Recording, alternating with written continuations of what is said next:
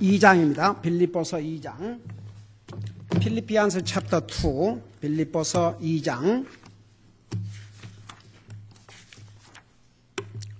빌립보서 2장.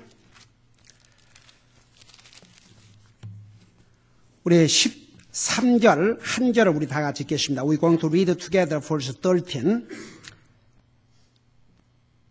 우리 같이 읽겠습니다. 시작. 너희 안에서 일하시며 자기가 참으로 기뻐하는 것을 원하게도 하시고 행하게도 하시는 이는 하나님이시니라. 아멘. 앉으시 바랍니다. 우리 하나님께서 우리를 구원하시고 이 땅에 사는 날 동안 우리만 내버려 두신 것이 아니고 우리 속에 성령으로서 하나님께서 우리 속에서 일을 하시는데, 자, 다시 한번 복습해 보십시다. 우리 속에서 성령님이 두 가지 일을 하신다는데 그게 뭐라고 그랬습니까? 다 같이. 자, 첫째가 뭐라고요? 에이멘. 하나님이 기뻐하시는 일을 하고자 하는 소원을 갖게 하시고, that's number one. 그 다음에 두 번째는 뭐라 했어요? 그 소원을 행하도록. 그러니까 보세요. 여러분 마음속에 하나님과의 관계, 영적인 관계에서 가령 야, 내가 정말 믿음으로 살아야 되겠다. 내가 주님을 기쁘게 드리는 삶을 살아야 되겠다. 그런 마음이 여러분에게 생겼다 그러면 지금 여러분 속에서 누가 일하고 계셔요? 성령의 하나님께서. 여러분, 육신은 그런 생각을 하게 하지 않습니다. 여러분 갈라디아서에 보면 육신의 생각과 성령의 생각은 정반대라고 그랬습니다. 그러니까 여러분 마음속에 예를 들어서 야, 내가 정말 성경을 더 많이 읽어야 되겠다. 그런 마음이 생겼다면 누가 그 마음을 지금 주고 계셔요? 근데 그 마음을 성령님이 주셨어도 내가 읽지 아니하면 열매가 있어요, 없어요? 그래서 성령님께서 우리 속에 하나님이 기뻐하신 일을 하고자 하는 소원을 갖게 하시고 그것을 행하게 하시는데, 소원을 갖게까지는 성령님께서 하시지만 그것을 행하는 데는 나의 협조가 없이는 그 열매를 맺을 수 없다는 거 자세하게 설명했죠. 왜? 하나님께서 우리에게 자유의지를 주셨기 때문에. 우리가 아무리 그런 소원을 가졌다 해도, 주님께서 우리 마음속에 소원을 주셔서 그 소원을 가졌다 해도 그걸 행하는 데는 나의 노력과 협력이 필요합니다. 자, 그래서 하나님께서 기뻐하신 일을 내가 할 수 있도록 성령의 하나님께서 소원하게 하시고 그것을 행하게 하시는데, 여전히 주님께서 계속 도와주셔요, 성령님을 통해서. 근데 우리가 협조해야 되는 거죠. 그 세 가지 도구를 사용하는데, 첫째 도구가 뭐라고 그랬어요? 하나님의 말씀을. 여러분, 하나님의 말씀은 성령님께서 그 말씀을 통해서 우리에게 힘을 주고 우리에게 용기를 주시고 그 하나님의 말씀을 통해서 우리의 삶을 변화를 시키고, 그런 그 에너지를 무엇을 통해서 주시냐 그러면 이 하나님의 말씀을 통해서 우리에게 주시기 때문에 성령님께서 이 하나님의 말씀을 도구로 사용하신다는 것을 자세하게 설명했죠. 그 다음에 두 번째는 무엇을 도구로 사용하신다고요? 기도. 여러분, 그래서 성령님께서 우리 마음속에 하나님이 기뻐하신 일을 행하고자 하는 소원을 불어넣어 주신 다음에 그것을 행할 수 있도록 세 가지 도구를 사용하시는데, 첫째는 하나님의 말씀으로, 두 번째는 기도로. 그러니까 여러분 마음속에 내가 정말 하나님이 기뻐하신 삶을 살아야 되겠다, 그런 소원을 성령님께서 주시면 내가 기도해야 돼요. 성령님 제게 이런 마음을 주신 건 너무나도 감사드립니다. 이제 이 마음을 행할 수 있도록 저를 도와주세요. 기도해야 됩니다. 그 다음에 세 번째 성령의 하나님께서 사용하는 도구가 뭐라고 그랬어요? 고난. 자, 그걸 지난번에 말씀하다가 다 마치지 못했는데 그 마지막 부분을 오늘 전하도록 하겠습니다. 여러분, 이 세 번째는 고통, 고난. 무슨 그것을 성령님의 하나님께서 사용하셔가지고 우리에게 무슨 일을 하신단 말인가? 한번 잘 들어보세요. 지난번에 우리 베드로전서 4장 12절 19절 우리 같이 읽었죠. 성령의 하나님께서는 그리스도의 영광을 위해서 고난받는 사람들의 삶 안에서 특별하신 방법으로 일하고 계신다는 것을 베드로전서 4장 12절에서 19절까지는 말씀해 주고 있습니다. 우리 지난번에 그 부분을 읽었죠. 자, 보세요. 우리 성경에 나오는 믿음의 사람들, 아브라함으로부터 시작해서 고난을 받지 않고 지나간 믿음의 사람들이 한 사람도 없습니다. 근데 보세요. 만일 그들이 이런 고난을 통해서 성령님의 역사심이 없었더라면 성경에 나오는 이런 위대한 믿음의 사람들이 될 수가 없었습니다. 여러분, 아브람, 제가 지난번에 잠깐 언급했지만 한번 생각해 보세요. 왕같이 살았습니다. 여러분, 400명의 군사 종이 군대를 이루었다 그러면 그 조카와 여러분 5나라 왕이 소돔 고모라를 침범해가지고 그 왕을 잡아가고 백성들을 잡아가고 롯을 잡아갔는데 조카 아브라함이 400명의 자기 종들을 데리고 와서 왕들과 싸워가지고 자기 조카를 건지고 왔지 않습니까? 그러니 그 아브라함 밑에서 사는 그 종들과 그 식구들이 몇천 명이 됩니다. 몇천 명. 한번 생각해 보세요. 근데 그렇게 잘 살던 사람이 하나님께서 내가 알지 못한 땅으로 가라. 내가 지시한 땅으로 가라. 그 하나님의 말씀에 순종하고 떠났지만 기근을 만났습니다. 얼마나 어려운 고난을 겪었습니까? 나중에 100세에 얻은 아들이 티니저가 됐는데 그 아들을 죽여서 제물로 바치라고 했습니다. 한번 생각해 보세요. 그런 고난을 통해서 아브라함은 어떤 사람이 되십니까? 성경에서 말하는 믿음의 조상, Father of Faith.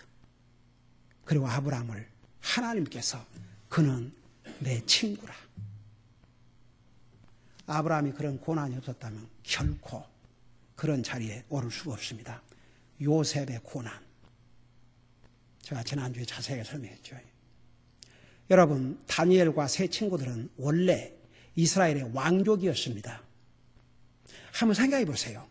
왕족으로서 자기 나라에서 그야말로 영광을 누리고 살던 이 젊은이들이 하루아침에 바벨론의 포로로 잡혀갔습니다. 다니엘의 세 친구들 풀무불에 던짐을 받았습니다. 다니엘이 사자굴에 던짐을 받았습니다. 그 젊은 나이에, 티네저 나이에 한번 생각해 보세요. 그들이 그런 고난을 겪지 않았더라면 그들이 과연 그런 위대한 믿음의 사람들이 되었겠는가. 그러니까 보세요. 초대교회 성도들, 예수님의 제자들 한결같이 여러분 왜 그런 거 아니? 우리 사람들이요 고난이 없이는 강한 믿음으로 성장할 수가 없습니다. 우리가 이런 자유스러운 상황에서 사니까 도리어 우리의 믿음이 연약할 수가 있지만 한번 상황이 확 바꿔져 가지고 정말 우리 인생에 하나님만을 의지 아니하면 도저히 헤쳐나갈 수 없는 고난을 한번 받는다고 생각해요. 진짜 구원받은 하나님 자녀들은요 도리어 믿음이 강해집니다. 여러분 보세요. 제가 조금 전에 언급한 이 믿음의 사람들이 그 고난이 없었더라면 결코 그런 강한 믿음의 사람들이 될 수가 없었습니다. 이 시대에도 주님을 믿는 믿음 때문에 하나님의 자녀들이 받는 고난, 특히 모슬람 국가나 힌두 국가, 방금 모슬람 국가 바로 어디서 뉴스에서 들은 얘기 아니고 뉴스에서 이런 것이 나오겠습니까? 우리 교회가 지원하고 있는 이집트에 사역하고 있는 이 성사님, 그 사역하는 교회에서 4마일 거리에서 그 폭도들의 공격을 받아 내 그리스도인 순교를 당하고 나중에 경찰이 와서 돕는 게 아니라 도리어 장례식 예배를 드리고 있는 곳에 티어가스를 쏘아대는, 여러분 이런 사람들은요 목숨을 걸고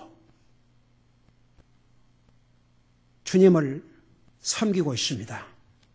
그런 고난을 통해서 이런 자유스럽고 편안한 나라에서 믿음 생활하고 있는 우리는 감히 상상도 못할 강한 믿음을 가지고 삽니다. 절대 그거 잊지 마세요. 그들은 매 순간을 성령님의 능력을 가지고 살아갑니다. 언제 죽을지 모릅니다. 언제 폭격을 당할지 모릅니다. 한번 생각해 보세요. 여러분, 그들은 오직 주님만을 의지하고 바라보고 하나님의 말씀과 기도로서 그 무서운 위험과 고난을 견뎌나가기 때문에 죽음도 두려워하지 않고 믿음 생활을 할 만큼 그런 강한 믿음의 사람들이 됩니다. 그래서 그들은 매 순간을 보세요. 그들의 인간적인 힘으로 살아가는 것이 아니고 성령님의 능력으로 살아가기 때문에 그런 위험과 그런 무서운 고통도 성령님의 능력으로 이겨나가는 것입니다. 여러분, 자유주의 국가 좋은 환경 속에서 믿음 생활하는 사람들에게는 이들이 받는 고난과 그 고난 속에서 지키는 믿음 얘기가 꿈 같은 얘기요, 소설 같은 얘기처럼 들릴 수 있습니다. 그러나 이 사람들이 어떻게 이런 상황에서, 여러분 사람인데 그들도 지금 4마일 밖에서 그런 일이 났는데 도망가고자 하지 않겠습니까? 그래서 그 교회가 문을 닫은 게 아니거든요. 어메이징이죠. 왜 그런 줄 아십니까? 성령님께서 그들이 당한 고난을 통해서 그 속에서 역사하고 계시기 때문에 그들은 그 역사로 인해서 죽음도 두려워하지 않고 이렇게 주님을 섬기고 사는 것입니다. 그 믿음, 그건 보통 상황에서는 절대 얻을 수 없는 그런 믿음입니다. 그래서 빌립보서 3장 10절, 사도행전 16장 19절 33절을 통해서도 고난은 성령님께서 그리스도인 안에서 일하시는데 사용하시는 도구임을 자세하게 설명하고 있습니다.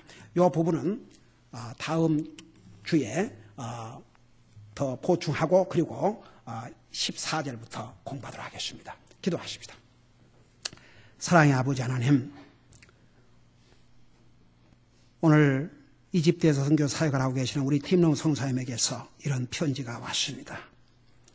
정말 그 나라에 사는 그리스도인들은 언제 어떤 순교의 죽음을 당할지 모르는 그런 상황에서도 두려움이 없이 그들 속에서 역사하고 계시는 성령님의 능력으로 담대한 믿음을 가지고 살아가는 이 놀라운 모습을 오늘 들으면서 이 빌립보서를 통해서 성령님께서 하나님의 백성들 속에서 어떻게 역사하고 계심을 우리가 배우게 되었습니다. 성령님께서는 하나님의 자녀들 마음속에서 하나님의 말씀으로, 기도로, 그리고 고난을 통해서 우리 안에서 일하고 계신다는 것을 배웠습니다. 우리 아버지 하나님, 우리 사랑하는 성도를 그러기 때문에 우리의 삶에 어려움이 오고 고난이 온다 할지라도 그 고난 때문에, 어려움 때문에 낙심하지 말게 하시고 도리어 성령님께서 그 고난과 어려움을 통해서 내 속에서 역사하고 계신다는 것을 깨닫게 하여 주시옵시고 그런 고난을 통해서 우리의 믿음이 더욱 굳세게 세워지는 그런 기회가 되게 하여 주시옵소서. 예수님의 이름으로 감사하고 간절히 기도하옵나이다. 아멘.